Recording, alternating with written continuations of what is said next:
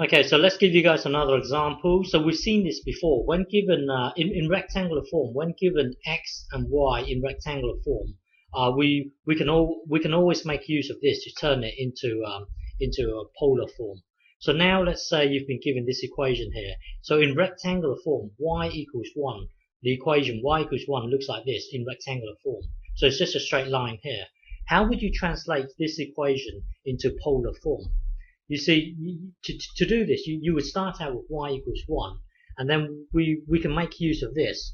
So we'll put this into the y here, put it into the y here. So that would then become r sine theta equals 1.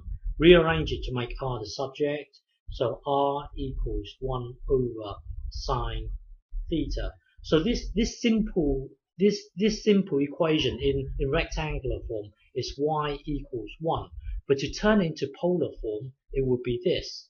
So y equals 1 in rectangular form is very simple. It's just simply this straight line. But in polar form, it would be this.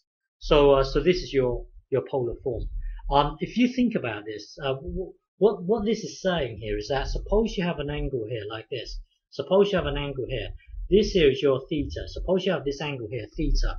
Well, if you get 1 over sine theta, it will give you this length here. This length here is r. Suppose you have this angle here.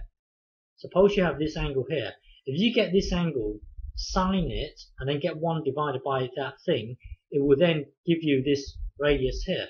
So another thing that you have to consider is the domain. If you look at this here, if you make the angle really small, if you make this angle really small, you can see that the radius will get larger and larger. You see, if you increase the angle, you can see the radius gets smaller and smaller. So if you make the angle to be really small, the radius, you can see r is getting long. You've got to use your imagination because it goes all the way to the right. If you decrease the angle, if you decrease this angle, the distance, the r gets larger and larger and larger. So the domain here, well, dead on the angle b. When the angle is 0, it's meaningless because you're never going to reach this line. But so the domain here would be that you require the angle to be strictly greater than 0, because dead on 0, you're never going to get a radius that will hit this line, y equals 1 line. You need a small angle. You need an angle in order for it to eventually hit this line here. Well, the domain for this would be that you require theta to be strictly greater than 0.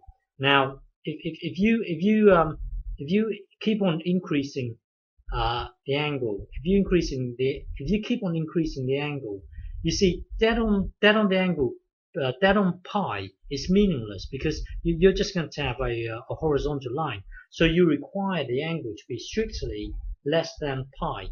Dead on pi is meaningless because it's never going to reach a height of y equals 1. It's never going to hit that line.